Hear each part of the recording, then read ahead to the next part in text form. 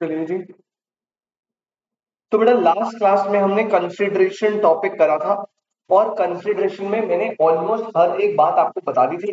बस कुछ कुछ बातें बच रही है बेटा, एक पॉइंट बच रहा है, एक पॉइंट बताते हैं फिर रिपीटिंग कंसिडरेशन खत्म, देन हम स्टार्ट करेंगे न्यू टॉपिक। बट एक बार जब हम इसको कर ही रहे तो एक बार रिवाइज कर लेते हैं फटाफट से।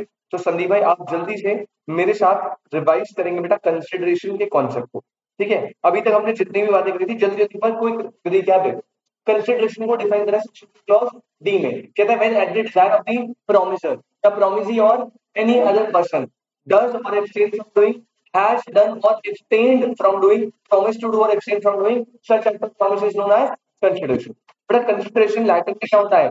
क्विड प्रो क्यो। क्या बोलते हैं? क्विड प्रो क्यो which means something in return. Consideration एक प्रॉमिस है, जो ये प्रॉमिस है, परफॉर्मेंस जो पार्टीज आपस में करती है, एक्सचेंज। कंसिडरेशन क्या होता है? पास्ट, प्रेजेंट और future. Partly in cash, partly in kind भी हो सकता है। और एक एग्रीमेंट विदाउट कंसिडरेशन होता है नूडम पैक्टम, which is a nude contract, which is a void contract.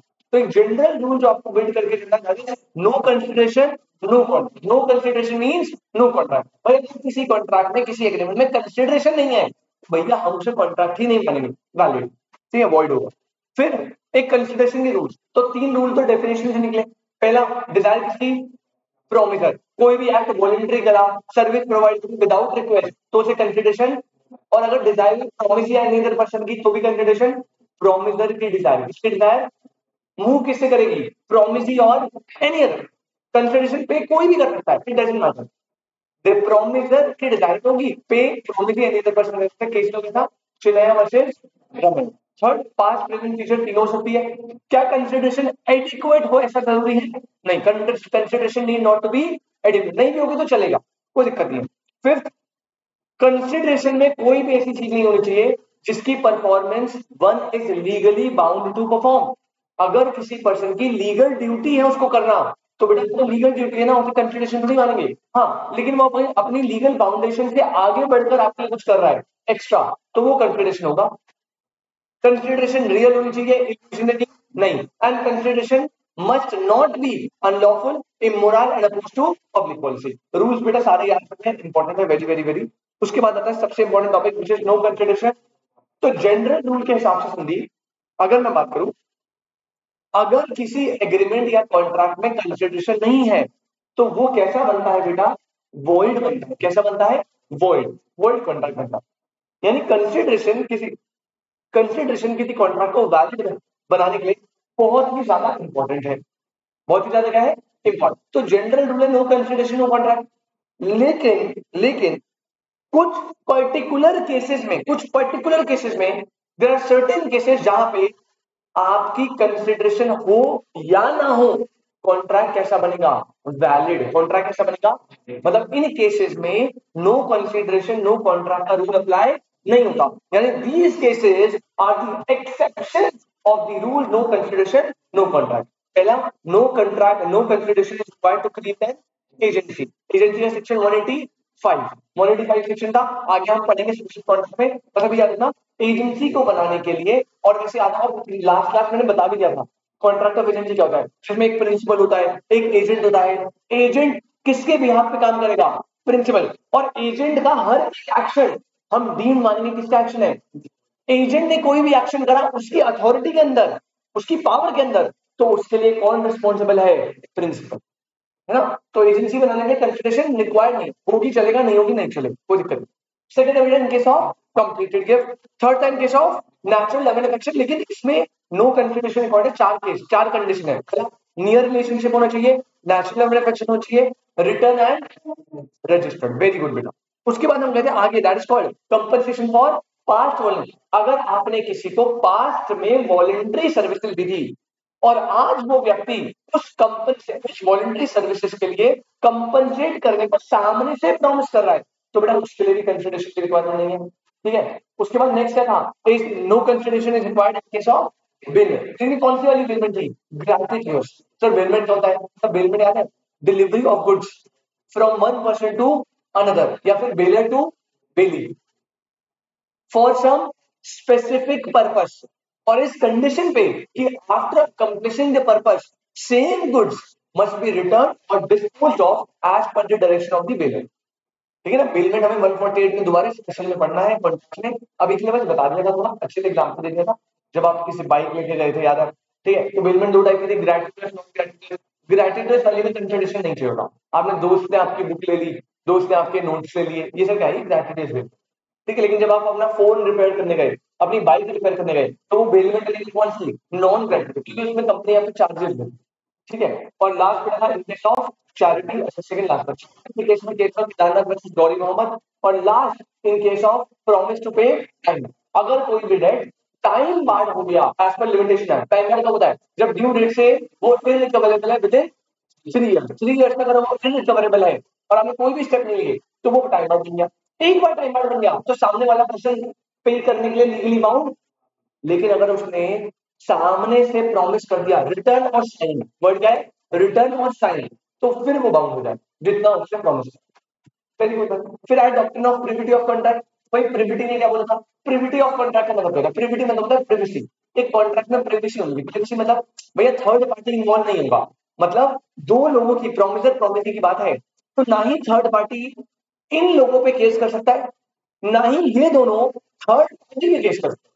तो डॉक्टर ने यही बोला है, अगर रोहित सर और यश भाई के बीच में कॉन्ट्रैक्ट बनाए, तो ये सूट सूट आपस में खेलेंगे, किसी थर्ड पार्टी को ना ही सूट फाइल कर सकते हैं, ना वो थर्ड पार्टी को सूट फाइल कर सकते। This is the concept of privity. लेकिन लेकिन बेटा एक्सेप्शन है, एक्सेप्शन है, एक्सेप्शन क्या है, in the following cases even a stranger to a contract may enforce a claim और फाइल, मतलब इन केसेस में थर्ड पार्टी फाइल कर सकती है। पहला इन केस ऑफ ट्रस्ट, याद है ट्रस्ट, एक होता है ट्रस्टर जो बेनिफिट दे रहा है, एक होता है ट्रस्टी जिसको मिल रहा है। और इस पूरे ट्रांजेक्शन में जिसने प्रॉपर्टी ट्रांसफर करी है, इसका जो बेनिफिट है वो किसको मिलता है, बेनिफिशियरी। तो अगर बेनिफिशियरी को वो बेनिफिट नहीं मिलता, तो वो ट्रस्टी के अगेंस्ट में सिक्योर कर सकती है, इवन वो कॉन्ट्रैक्ट की third party. Next in case of family settlement और मैरिज, वहां पे भी थर्ड पार्टी, इवन वो कॉन्ट्रैक्ट का पार्ट नहीं है, सूट फाइल कर सकती है। ये थर्ड और फिफ्थ याद रखते हैं आपके साथ साथ।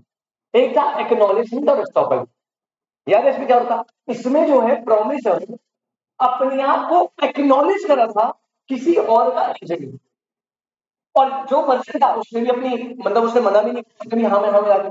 अब ये जो पर्सन था दूसरा, ये थर्ड पार्टी के अगेंस्ट एक्शन ले सकता, क्योंकि इसने अपने आप को इसका एजेंट शो करा था ना, एक्नॉलेज करा था।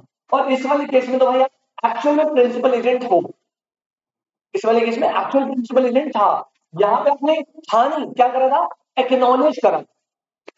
और लास्ट में what, in case of assignment, assignment याद रखना, जब आप किसी को कोई राइट या बेनिफिट असाइन ट्रांसफर करते हो, नॉमिनी बोलते हैं, तो ये आपका एक लोन किया था, फिर हमने इससे इसको पैसे की जरूरत पड़ेगी, तो इसने वो पूरा का पूरा लोन इसको ट्रांसफर कर दिया।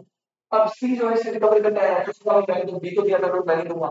तो यहाँ पे क्या होता है, जब आप असाइनमेंट कर देते हो, तो जो असाइनी है, असाइनी वो ऑब्लिगो के अगेंस्ट केस फाइल कर सकता है ना। सारे केसेस में एक एक पॉइंट मैंने एग्जाम्पल के साथ अच्छे से समझाया थे, आई होप आप अच्छे से रिवाइज कराओ। अब ये लास्ट बस एक पॉइंट बताते ही मामला खत्म हो जाएगा। तो ये हो गया 1 2 3 4, 4 के बाद 5 मैंने इधर करवा दिया था, उसके बाद हम 6 कर लेते हैं बेटा। पॉइंट नंबर 6 लिखे, सिंपल है।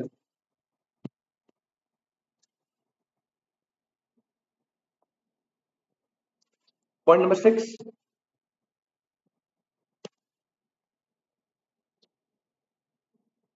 और पॉइंट नंबर 6 लिखेंगे बेटा, इन case of,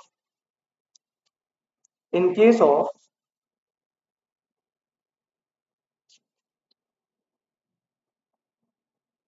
covenant on land,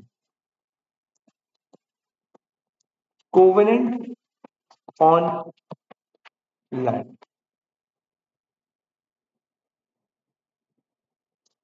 in case of covenant on land. अब आराम से बिना कुछ सोचे पहले हम इसे लिखेंगे, संदीप भाई लिखने के बाद इसे समझेंगे। पहले कोवेनेंट ऑन लैंड, पहले तो एक टर्म जो है कोवेनेंट, इसको अंडरलाइन करना। और मैं अपने शब्दों में कोवेनेंट मतलब लिखा रहा हूं बेटा, कोवेनेंट मतलब होता है टर्म या ड्यूटी या ऑब्लिगेशन। और ये कोवेनेंट, ये टर्म किस पे लगी है, टर्म ऑन लैंड। ठीक है, अभी क्या होता है समझेंगे, पहले आप इसे लिखो, इसमें लिखना The person who purchases land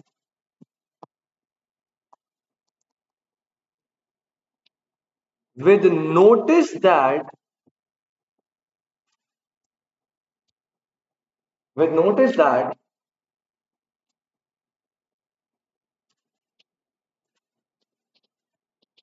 the owner of land is bound by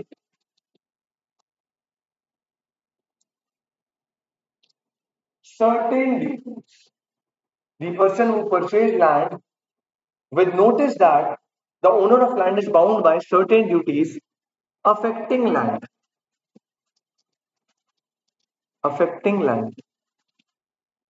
comma, the covenant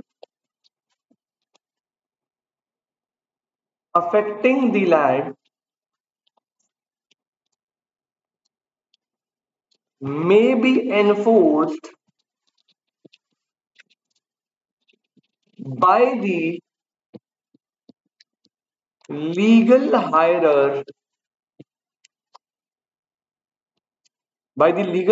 oblique successor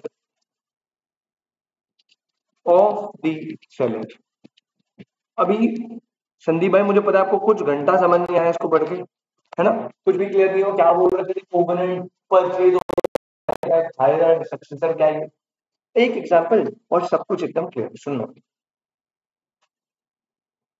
बेटा। मान लीजिए हमारे पास एक एग्जांपल है जिसमें एक है फादर, एक क्या बेटा, फादर, मान लो मिस्टर ए फादर। अब फादर के पास एक बहुत अच्छा पुश्तैनी लैंड है, वो सालों से एक लैंड है। अब ड्यू टू सम रीजन उनको मान लो पैसों की जरूरत है, हेल्थ ट्रीटमेंट, अपने बच्चे की पढ़ाई वढ़ाई एक्सेट्रा एक्सेट्रा, उन्हें ना चाहते हुए भी आज बेटा ये लैंड बेचना पड़ रहा है एक बायर को। जो खरीदेगा वो बायर होगा। तो यहां पे मान लीजिए बायर जो है वो है मिस्टर एक्स। तो आइडियली अगर आप देखो तो ये क्या कर रहे हैं, ये कह रहे हैं sold land for rupees let's assume 10 CR। Father ने लैंड सेल करा किसको, मिस्टर एक्स को, कितने में, 10 CR में। तो आइडियली अगर आप देखो संदीप भाई ये हमारा सेलर हो गया बेटा, सेल में ये कौन हो गया, सेलर हो गया, ऐसे सेलर बोलते हैं तो आपको पता है ना। और ये कौन हो गया बेटा, ये अबे बायर, सेलिंग क्या हुआ, नाइस, अच्छा मतलब अच्छा रिदम में आ रहा है, तो सेलर सेलिंग, नाइस, ये सेलर है वो बायर है ना।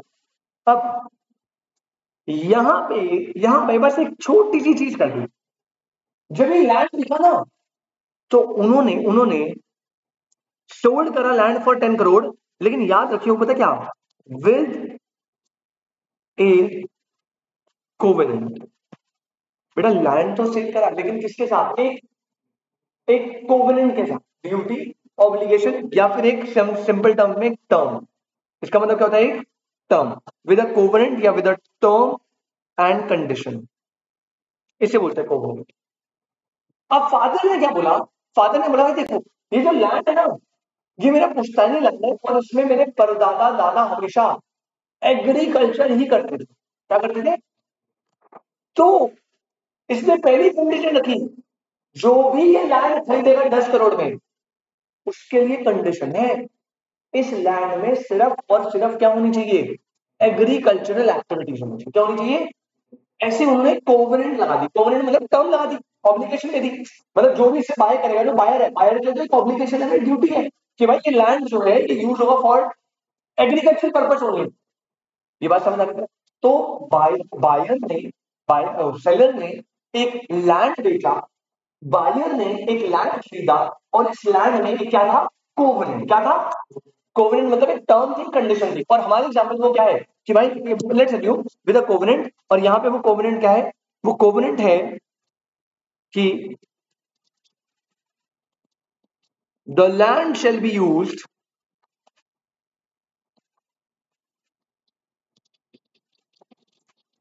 Only for agricultural purpose. बेटा ओनली फॉर एग्रीकल्चरल पर्पस, सिर्फ इसके लिए लैंड जाएगा और कोई चीज नहीं। समझ आया? अब हुआ क्या, अब ये जो बायर है बेटा, इसने फॉर 20 ईयर्स, लेट्स अज्यूम 20 साल तक उसका एग्रीकल्चर था अच्छे से, मतलब इसने जो कोवेनेंट थी उस कोवेनेंट का ध्यान रखा, 20 साल तक एग्रीकल्चर करा करा करा करा करा करा बहुत अच्छे से काम कर रहा था, बिल्कुल कोई दिक्कत नहीं हो रही थी।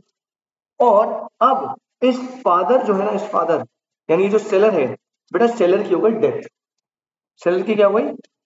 सेलर निपट गया। अब जब सेलर मर गया तो बायर भैया जो है उनका, बायर किसी ने बोला कि पापा अब तो सेलर मर गया, सेलर मर गया, परमानेंट क्या 20 साल हो गए, छोड़ो ना इसे। अब अपन मस्त इसमें इंडस्ट्री सेटअप करते, क्या सेटअप करते? इंडस्ट्री, इसमें इंडस्ट्री सेटअप करते, प्रॉफिट डबल होगा। ऐसा बायर के बेटे ने और बायर ने मिलकर डिसाइड करा, क्यों 20 साल हो गए हमने कोवेनेंट को फॉलो करा, अब सेलर मर गया क्या फर्क पड़ता है, इसको कोवेनेंट ब्रेक करते हैं, एग्रीकल्चर छोड़ो इंडस्ट्री सेटअप करते। मतलब बायर ने फॉर 20 ईयर इसे करा, और अब वो जो कोवेनेंट है उसे क्या करना चाहता है बेटा? ब्रेक करना चाहता है। कोवेनेंट को क्या करना चाहता है? ब्रेक। और इसने कोवेनेंट को ब्रेक कर दिया, मतलब इसने उस लैंड पे क्या सेटअप कर दी? इंडस्ट्री। अब ये प्रोविजन क्या कहता है? कॉन्ट्रैक्ट किसके बीच में होता है? फादर, ये जो बंदा है बायर, सेलर, इन दोनों के बीच में। लेकिन अगर आपने किसी लैंड में कोवेनेंट को ब्रेक कर दिया तो ये कॉन्सेप्ट कहता है कि जो इसका फादर का बेटा कोई लीगल हायरर तो होगा ना। लीगल हायरर मतलब जो इसके डेथ के बाद इसकी सारी संपत्ति वंपत्ति का हकदार होगा। तो इसकी डेथ के बाद कौन होगा? इसका सन। जो सन है, जो सन है यहाँ पे, सन कौन है? सन है लीगल हायरर। लीगल हायरर जिसे सब कुछ मिल जाएगा, सक्सेसर बोलते हैं इसे। ये कॉन्सेप्ट कहता है कि अगर आपने कोवेनेंट को ब्रेक करने की कोशिश करी after the death of the person seller, तो उसका जो लीगल हायरर है बेटा, वो लीगल हायरर आपके अगेंस्ट सूट फाइल कर सकता है। बस ये बोलो। I hope this is clear, है ना संदीप भाई? कितना सिंपल सा। अब देखो ये समझ आया देखो, अब रीड कर लेगा क्या बोल रहा है। The person who purchases land, किसकी बात करें? बायर, बायर करता है। With notice that the owner of the land is bound by certain duties affecting land, मतलब खरीद का लैंड को इसको नोटिस मिल चुका है कि जो भी इस लैंड का ओनर होगा उसके लिए कुछ ड्यूटी, कुछ ऑब्लिगेशन है। जैसे जो भी इस लैंड को खरीदेगा उस पर कोवेनेंट लगाएगी ना, तो the person who purchase land with notice that the owner of the land is bound by certain duties affecting land, the covenant affecting the land may be enforced bye legal. देखो अगर land, अगर covenant break हुई, covenant break होने पे father जिंदा है वाले, अब तो फादर ही केस कर देगा, तब तो बात ही खत्म। लेकिन अगर मान लो फादर की डेथ हो गई तो कोवेनेंट को अफेक्ट करते ही उसका लीगल हायरर या सक्सेसर किसका? सेलर का, वो भी राइट को एनफोर्स कर सकता है। वो कहेगा भाई तू कैसे ये कर रहा है, मेरे पापा ने तो एग्रीकल्चर नहीं बेचा था, एग्रीकल्चर नहीं कर सकता। अब ये बायर ऐसे नहीं बोल सकता कि भाई मेन पार्टी तो तेरा फादर था, वही कर सकता है, प्रिफिटी नहीं बढ़ा, थर्ड पार्टी नहीं कर सकती। कोवेनेंट के केस में ये रूल अप्लाई नहीं होता। कोवेनेंट के केस में इवन लीगल हायर जो है सन है, वो कॉन्ट्रैक्ट का पार्ट नहीं है, लेकिन अगर आपने कोवेनेंट को ब्रेक करा लैंड पे तो लीगल हायरर इवन थर्ड पार्टी आप पे राइट एनफोर्स कर सकता है। तो I hope this is clear. बहुत सिंपल पॉइंट है बेटा, जल्दी से नोट कर ले। कितने पॉइंट थे? पहला ट्रस्ट के केस में, सेकंड केस था एक तरह क्या जो था बेटा असाइनमेंट वाला केस था, वो फोर था। एक था जब आप एक्नॉलेजमेंट कर रहे हो, ऊपर नीचे बता रहा हूँ मैं, अगर लाइन से बताओ तो पहला हो गया ट्रस्ट का, दूसरा हो गया फैमिली सेटलमेंट और मैरिज कॉन्ट्रैक्ट, थर्ड हो गया तेरा जब आप एक्नॉलेज या एस्टॉपल कर रहे हो, फोर्थ असाइनमेंट कर रहे हो, फिफ्थ जब आप कॉन्ट्रैक्ट को एंटर कर रहे हो तो एजेंट, एक्चुअल एजेंट, सिक्स्थ हो गया आपका ये वाला, that is in case of covenant on land. ये 6 पॉइंट आपको याद रखना है। बस इसी के साथ बेटा चैप्टर होता है खत्म। जल्दी से आप इसे नोट कर लीजिए फटफट, फिर हम अपने अगले चैप्टर में बढ़ेंगे।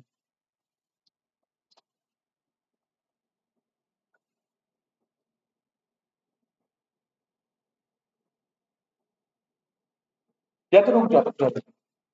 फोटो देखो, थोड़ा टाइम ज्यादा भी चाहिए लेकिन नोट कर लिया ना, इसलिए आइडियली पेज पूरा ही छोड़ दे, एक फ्रेश पेज निकाल, न्यू चैप्टर।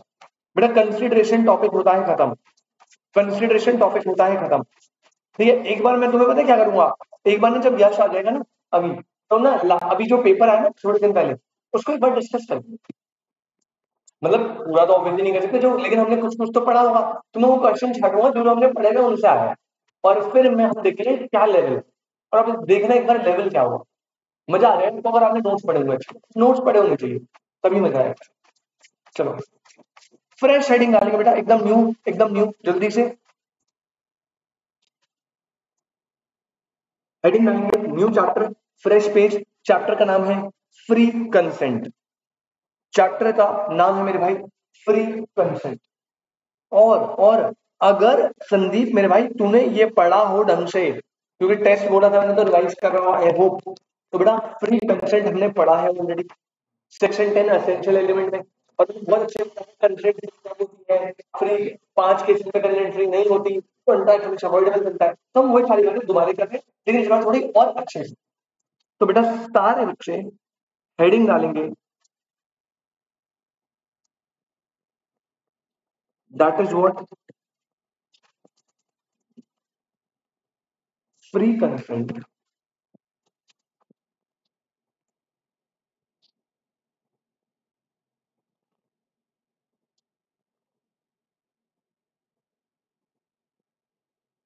सारे बच्चे हेडिंग डालेंगे बेटा फ्री कंसेंट, कोई दिक्कत, पक्की बात।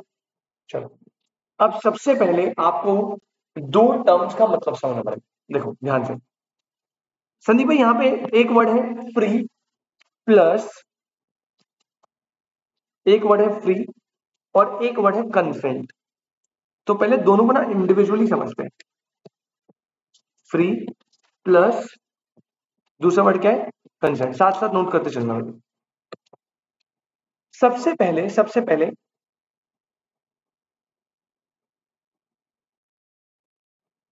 कंसेंट मतलब क्या होता है समझो। कंसेंट मतलब होता है, मैंने पहले बताया हुआ वैसे, when two or more person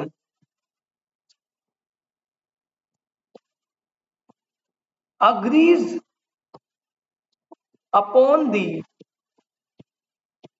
same thing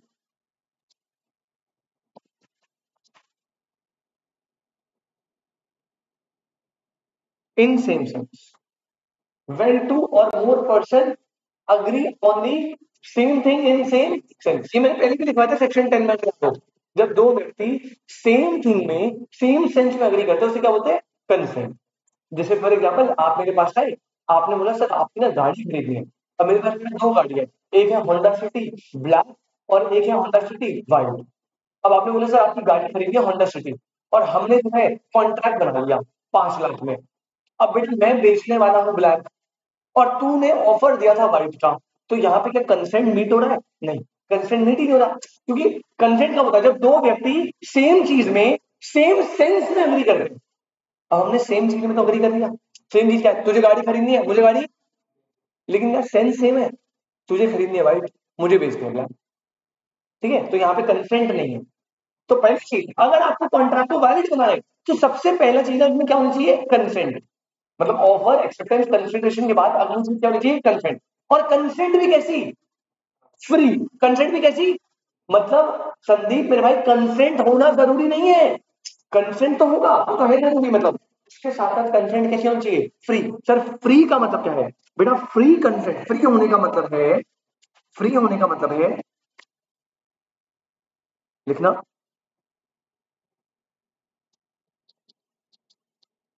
consent of both parties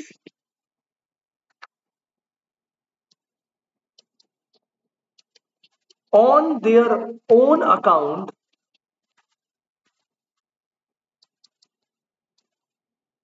without influence of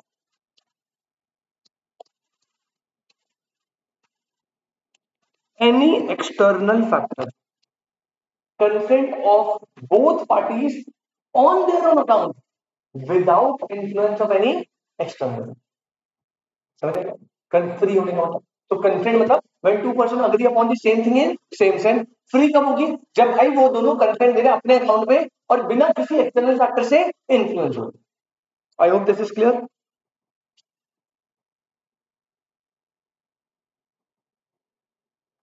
तो जब आप इसे कंबाइन वे में पढ़ते हो तो कंक्लूजन कुछ इस तरीके से निकलता है।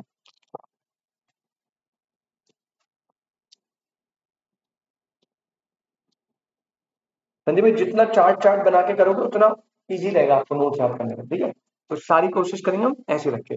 और कंक्लूजन ही निकला क्या कि Sandeep in order to make an agreement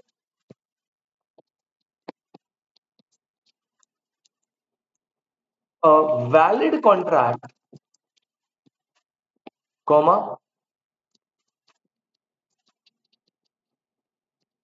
the consent of the parties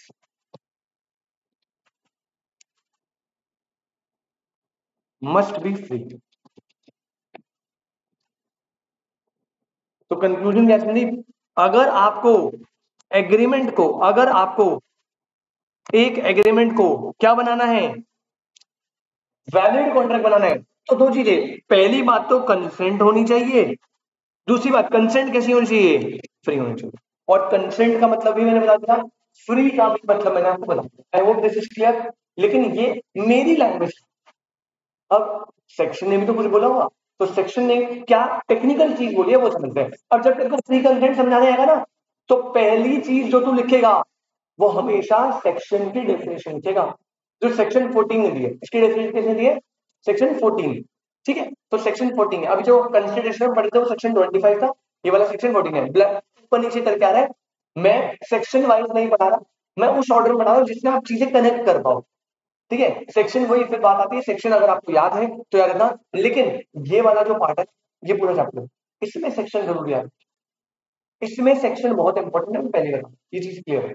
ठीक है ना? इसके सारे सेक्शन याद रखिए, क्योंकि पेपर में हमेशा कई बार सेक्शन भी कोड कर देता है वो, कि ये वाला सेक्शन बताओ तुम। तो इसमें थोड़ा सा ध्यान रखना पड़ेगा। मैं फिर बता रहा हूँ, जहां पे मैं सेक्शन नहीं बता रहा वहां पे सेक्शन की कोई रिक्वायरमेंट नहीं है, लेकिन जहां पे मैंने सेक्शन मेंशन करा मतलब वहां पे कुछ इंपॉर्टेंट है तभी सेक्शन बता। ठीक है, और यहाँ पे मैं सारे सेक्शन बताता चलूंगा। क्लियर है? अब इसका जो सेक्शन है वो बेटा सेक्शन नंबर 14, इसी लाइन में 14, 15, 16, 17, 18 ऐसे करके लाइन है। ठीक है, तो ज्यादा इजी रहेगा याद करने में, कोई दिक्कत नहीं होगी सब। अब अगर मैं पेपर ओरिएंटेड बात करूं तो एग्जाम में जब आप बोलोगे फ्री कंसेंट तो आपको कैसे लिखना है? आप डेफिनेशन लिखना स्टार्ट करोगे। इतना लिखा आपने, समझाई? अब इसकी डेफिनेशन लिखना स्टार्ट करो as per exam.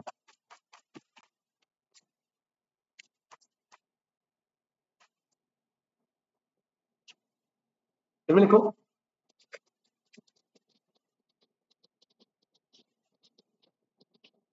According to section 14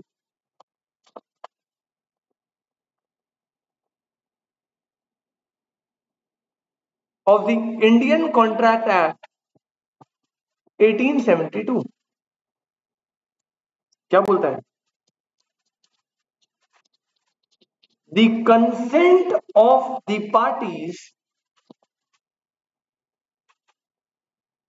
is said to be free। The consent of the party is said to be free, comma, when it is not caused by, when it is not caused by, कह रहे parties की consent को हम Sandeep free मानेंगे when it is not caused by। तुझे पता है ये क्या है?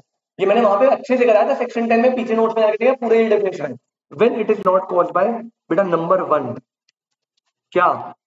कोअर्जन। वेरी गुड, सारे बताए हुए। नंबर 2 क्या था? Undue influence. अब एक एक को हमें पढ़ना है बेटा, पेपर में 8 नंबर 6 नंबर के क्वेश्चन आते हैं। डेफिनेशन करो इसका, ये बताओ, और सबसे फेवरेट डिफरेंस बताओ।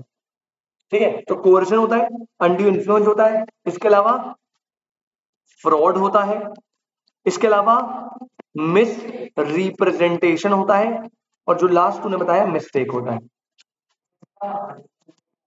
बेटा difference between coercion and undue influence. Coercion और अनड्यू इन्फ्लुएंस में डिफरेंस है, फ्रॉड और मिसरिप्रेजेंटेशन में, क्योंकि जब हम दोनों पढ़ेंगे ना थोड़ा सा सिमिलर होगा। ठीक है, चलो। तो as per section 14, as per section 14 consent party की फ्री होगी when it is not caused by, जब इससे नहीं ली होगी, मतलब इन पांचों केसेस में कंसेंट फ्री नहीं होती, इन पांचों में कंसेंट फ्री नहीं होती, इन पांचों के अलावा अगर ये पांच नहीं करें तो हम कंसेंट को क्या मानेंगे, फ्री। वेरी गुड, ठीक है, चलो। तो अब इसी ऑर्डर में सेक्शन भी आपके चलेंगे। देख, सेक्शन 14 ने तो ये बता दिया, सेक्शन 14 ने क्या बताया, कंसेंट पार्टीज की फ्री होगी when it is not caused by this. अब इसके सेक्शन क्या होते हैं बेटा, कोवर्जन होता है, ये पेपर में तो बस डेफिनेशन इतनी है, बस यहां लिखना है, कोवर्जन होता है,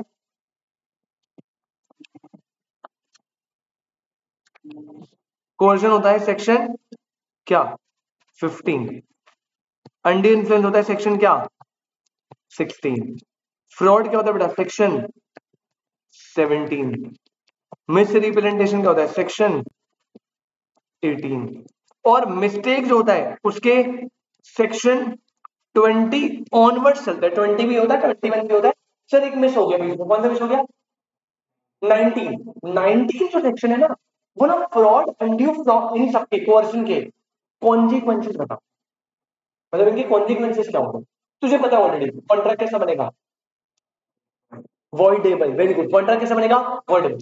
अब मैंने अगर किसी को थ्रेट देके पैसे छीन लिए, दूसरा भाई वो पैसे क्या करवाएगा, कोर्ट वापस क्या करवाएगा, वापस करवाएगा ना, कहेगा भाई तूने गन की नोक पे वो छीना था ना, यानी कालिया और छोटा भीम वाले एग्जाम्पल, छोटा भीम ने गन की नोक पे रिंग छीन ली थी 5 रुपए में। अब पहली बात, कॉन्ट्रैक्ट वॉइडेबल बन गया, तो कोर्ट क्या करेगा, सेकंड कॉन्सिक्वेंसेस कि वो जो वॉइडेबल कॉन्ट्रैक्ट है अगर उसमें कोई बेनिफिट लिया गया होगा तो उस बेनिफिट को रिफंड करवाएगा, क्या करवाएगा, तो वो सेक्शन 19 में बताया, तो हम देखेंगे अभी, समझ आया।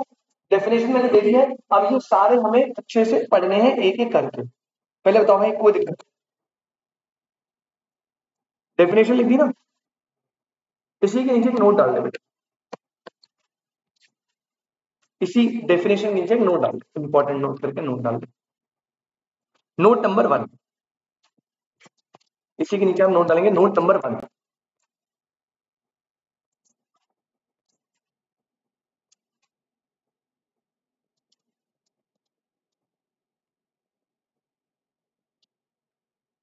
सबसे पहले note number 1,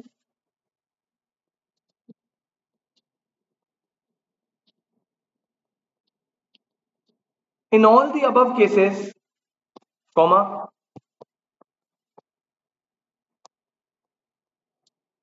the contract becomes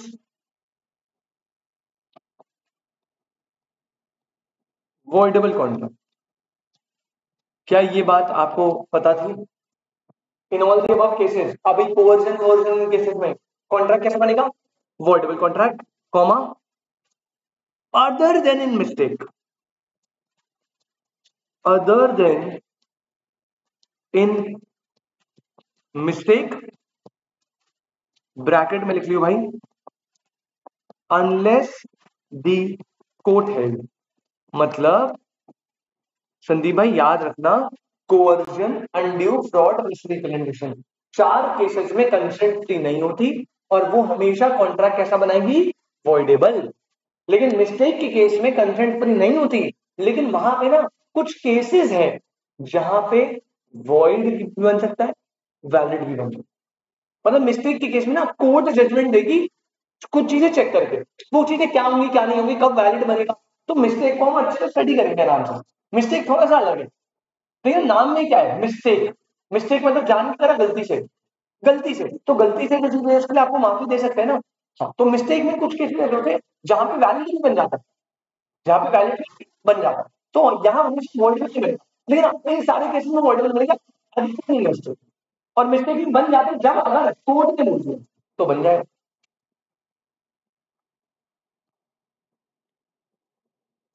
note number 2,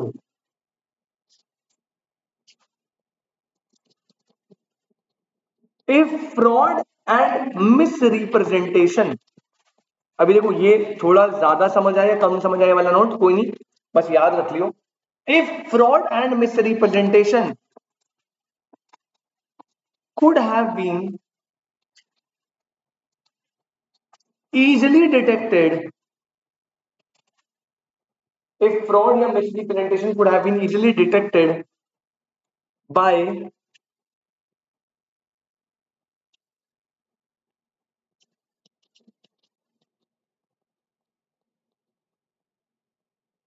ordinary means, comma,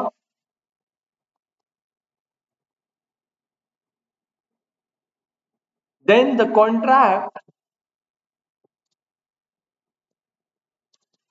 would not be voidable. It is a valid contract. कह रहे हैं, अगर कोई फ्रॉड या मिसरिप्रेजेंटेशन, अगर कोई अंडरलाइन करिए बेटा, अगर कोई फ्रॉड या मिसरिप्रेजेंटेशन इजिली डिटेक्टेड था बाय ऑर्डिनरी मींस, उस केस में कॉन्ट्रैक्ट इज नॉट अवॉइडेबल, वो क्या बनेगा, वैलिड। क्या बोल रहा है देख सुन ध्यान से, इन सारे केसेस में, सारे मतलब फ्रॉड और मिसरिप्रेजेंटेशन भी आ गया, कॉन्ट्रैक्ट हमेशा कैसा बनता है, वॉइडेबल। फ्रॉड और मिसरिप्रेजेंटेशन में हमेशा कॉन्ट्रैक्ट कैसा बनेगा, वॉइडेबल। लेकिन अगर आप फ्रॉड या मिसरिप्रेजेंटेशन को इजिली डिटेक्ट करवा रहे थे ऑर्डिनरी मीन से, मतलब बेटा जब आप कॉन्ट्रैक्ट बना रहा था ना सामने वाला बंदा, वो फ्रॉड कर रहा था, और वो फ्रॉड देखने पर ही डिटेक्ट हो रहा था। 10 करोड़ का घर था, कह रहा था 10 लाख में ले जाओ, 10 करोड़ के घर की वैल्यू 10 लाख लगा रहा है, क्या ये तेरे को सही लग रहा है? भाई 10 करोड़ का घर है, इमरजेंसी में बेच रहा होगा 9 करोड़ 8 करोड़, 10 लाख में थोड़ी बेच देगा।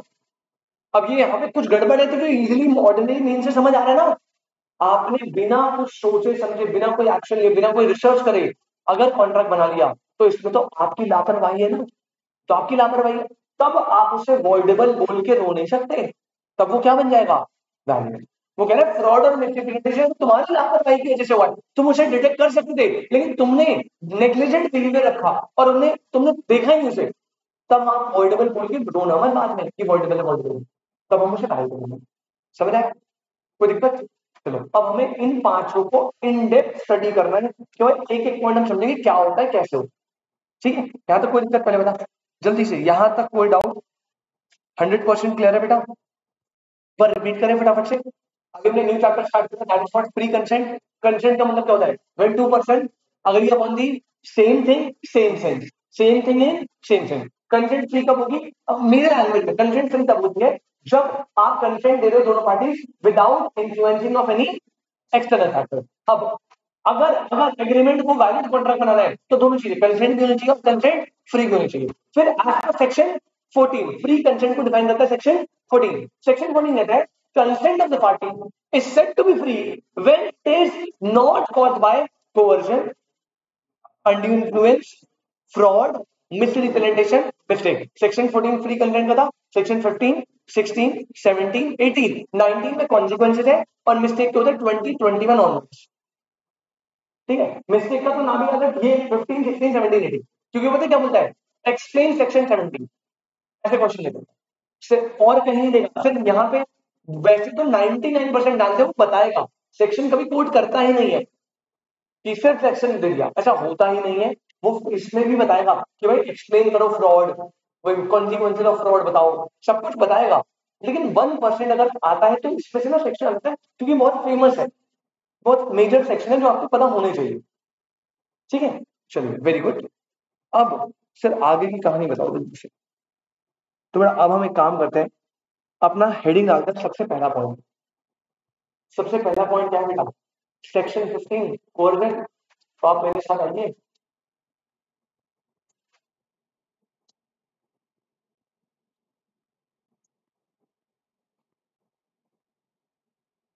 और सबसे पहले हेडिंग डालिए point number 1, that is coercion. आज हम कोवर्जन देखते हैं थोड़ा सा।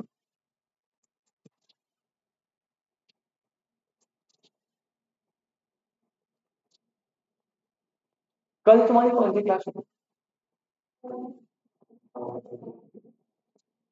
अकाउंट कितने दिन होंगे? अकाउंट सब दोनों दिन होंगे? कल अकाउंट्स और मैथ्स होंगे। अच्छा,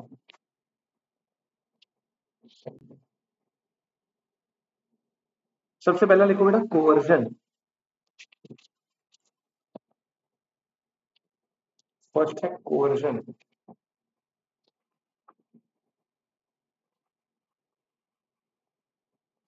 ब्रैकेट में लिखो ना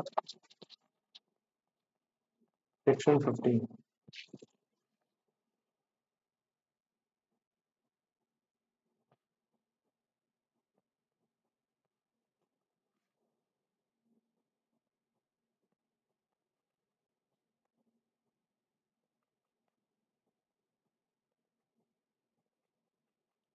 वैसे मैंने लास्ट क्लास में एग्जांपल दिया था जब सेक्शन 10 करवाया था, मैंने कोवर्जन का एग्जांपल और कोई नहीं सुना था।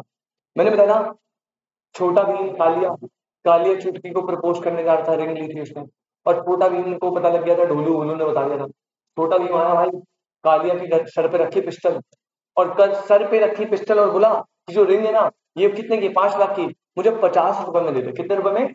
50।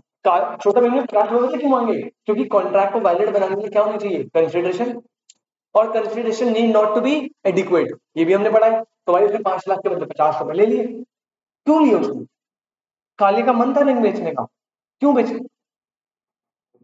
गोली रखी थी सर पे भाई, पिस्टल रखी हुई थी, मतलब वहां पे था फिजिकल फोर्स और थ्रेट। क्या था?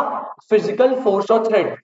जब आप किसी व्यक्ति को फिजिकल फोर्स और थ्रेट इन्वॉल्व करवा के उसकी कंसेंट लेते हो, तब हम बोलते हैं consent is caused by coercion. Consent is caused by, क्या कंसेंट फ्री होगी? नहीं। कॉन्ट्रैक्ट वैलिड नहीं, क्या बनेगा? वर्ड। आई रिपीट, जब आप किसी व्यक्ति की कंसेंट लेते हो बाय गिविंग फिजिकल फोर्स और थ्रेट, वहां पे आप कंसेंट ले रहे हो बाय कोवर्जन, और वो कॉन्ट्रैक्ट वैलिड नहीं होता, वो क्या होता है? वॉइडेबल, क्योंकि वहां पे कंसेंट फ्री नहीं। चलो, इतना समझ आया? 100%। तो भाई अब यही चीज को लिखते हैं फटाफट। अब देख डेफिनेशन सेक्शन 15 ने कैसे दी। पॉइंट नंबर 1 सबसे पहले, ठीक है?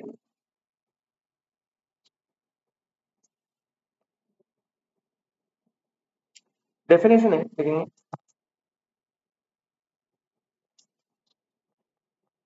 As per section 15 of the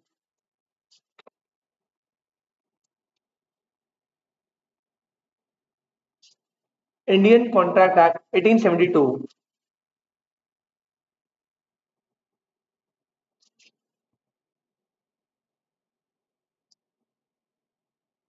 comma, coercion is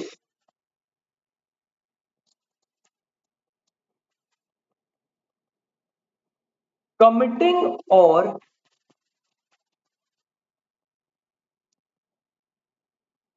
threatening to commit. Coercion is committing or threatening to commit any act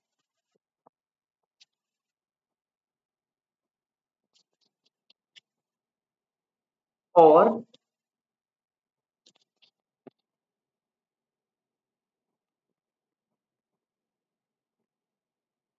जब तुम एग्जाम में लिखिए टाइम में लिखियो बिल्कुल, अभी मैं थोड़ा ब्रेक कर रहा हूँ, ठीक है? सेक्शन 15 क्वेश्चन क्या होता है?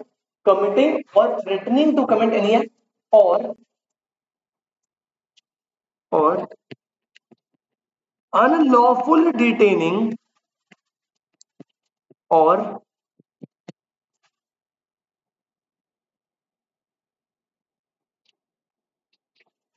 threatening to detain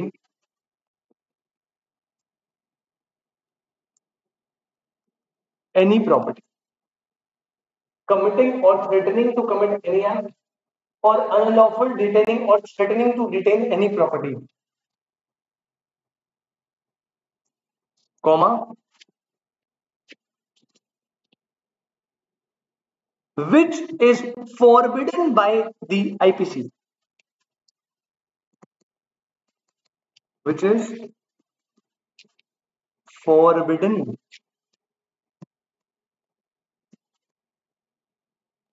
by the IPC, which is Indian Penal Code, Indian Penal Code, comma, with the intention of causing any person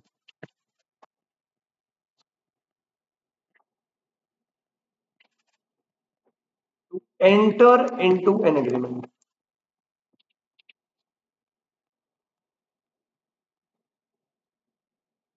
बेटा ध्यान से मैंने डेफिनेशन ना थोड़ी ब्रेक करके लिखी है, तभी ऐसी है। अदरवाइज जब आप एग्जाम में लिखोगे तो नॉर्मल स्टेटमेंट वाइज लिखते हैं, जैसे सेंटेंस नीचे लिखता हूँ, पर मैंने ताकि आपको इजीली याद हो जाए वही ब्रेक करने वाला रूल लगाया। ठीक है, अब देखिए क्या बोल रहा है, बहुत सिंपल है, थोड़ा सा इलैबोरेट करते हैं, एनालिसिस करते हैं। पहली बात, संदीप भाई कौन सा सेक्शन है, किसको डिफाइन कर रहा है, कोअर्जन। कोअर्जन में कह रहा है सेक्शन 15, दैट इज कमिटिंग और threatening to commit any act. या तो आप कमिट कर रहे हो या आप कमिट करने का थ्रेट दे रहे हो, धमकी दे रहे हो कोई एक्ट। जैसे आपने या तो गोली मार दी, फिर से कॉन्ट्रैक्ट बनाना है, यहाँ पे किसी तरफ उसको गोली मार दी, कमिट हो गया। या गन पॉइंट में मैं बोल रहा हूँ मार दूंगा, तो दिस इज कमिटिंग और threatening to commit any act. या फिर अनलॉफुल डिटेनिंग, बेटा अनलॉफुल डिटेनिंग पता क्या होती है, अनलॉफुल डिटेनिंग और threatening to detain any property. आप किसी की प्रॉपर्टी को तबाह कर रहे हो, हथिया रहे हो, नुकसान पहुंचा रहे हो, या ऐसा करने की क्या दे रहे हो, धमकी, थ्रेट दे रहे हो। तो या तो आपने कमिट करा या threatening to commit any act, या फिर अनलॉफुल डिटेनिंग और threatening to detain any property. मतलब आप किसी व्यक्ति को भी हार्म पहुंचा सकते हो या उसकी प्रॉपर्टी को भी हार्म पहुंचा सकते हो या पहुंचाने की थ्रेट दे रहे हो, जो कि बेटा लॉ में क्या है, आईपीसी में क्या है, फॉरबिडन है, मना करा है। और आपका इंटेंशन पता क्या है, कोअर्जन में इंटेंशन क्या होता है, ये कमिट वमिट कर रहे हो क्यों, ताकि आप सामने वाली पार्टी की कंसेंट ले पाओ।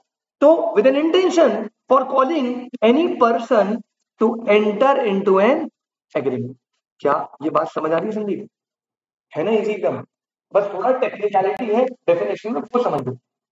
ठीक है, आई रिपीट, सेक्शन 15 वर्जन क्या है, ब्रेक कर करके, कमिटिंग और threatening to commit any act, committing और threatening to commit any act, और अनलॉफुल डिटेनिंग और threatening to detain any property. जो फॉरबिडन है कहां पे, कोड में, और उसकी इंटेंशन है कि पर्सन को एंटर करवाना इनटू ए, उसे बोलते हैं कोवर्जन। क्या बोलते हैं, coercion. I hope this is clear, बहुत इजी है। हाँ जी सर, कोई डाउट, नुकसान पहुंचाना, तबाह करना, डिस्ट्रॉय करना, खराब करना, ये हो गया आपका सेक्शन 15। और जैसे इसका एक बहुत फेमस एग्जांपल है जो केस लॉ पेपर में आता है, एक हस्बैंड जो है ना अपने वाइफ या अपने सन को मारने की धमकी दे रहा है और कह रहा है कॉन्ट्रैक्ट में एंटर हो, कोर्जन है नहीं है, है। एक हस्बैंड अपने वाइफ और सन को धमकी दे रहा है कि कॉन्ट्रैक्ट में एंटर हो जाओ वरना मैं सुसाइड कर लूंगा, ये भी कोर्जन है। अपने आप भाई देख, आप कमिट और threatening to commit any act, यहाँ पे बोला नहीं है वो एक्ट सामने वाली पार्टी को ही होना चाहिए। आप कोई एक्ट करें फॉर्मेशन है, आईपीसी के हिसाब से सुसाइड करना भी फॉर्बिडन, सुसाइड करना भी क्या है, फॉर्बिडन है, क्राइम है सुसाइड करना, आप नहीं कर सकते सुसाइड एज पर आईपीसी। तो बेटा आप अगर आप बोल रहे हो अपनी वाइफ को कि भाई ये वाला मैं जो ये वाली एग्रीमेंट है इसमें एंटर हो जाओ, अदरवाइज मैं क्या कर दूंगा, मैं सुसाइड कर लूंगा, अपने आप को मार लूंगा, ये भी कोर्शन के अंदर आएगा। तो याद रखना, अगर ऐसा केस होता है ना जिसमें हस्बैंड अपने अपने आप को मारने की धमकी दे रहा है, तो उसमें भी कोर्शन में लिख कर आना। जरूरी नहीं है, मैं ये बताना चाहता, जरूरी नहीं है कि वो जो थ्रेटनिंग टू कमिट या डिटेनिंग ऑफ प्रॉपर्टी है वो अदर पर्सन की हो, वो अपनी प्रॉपर्टी या अपने आप को भी हार्म पहुंचाना कोर्शन डालना। ये बात समझ आती है, आप दूसरे पर्सन को मतलब दैट इज आल्सो कोर्शन, आप अपने आप को सेल्फ हार्ट कर रहे हो दैट इज आल्सो कोर्शन, तो दोनों कोर्शन में आएंगे। तो ये सुसाइड वाला पॉइंट किसको याद रखते हो, फिर डेफिनेशन कर ली तूने? डन एकदम पक्का? चलो जी।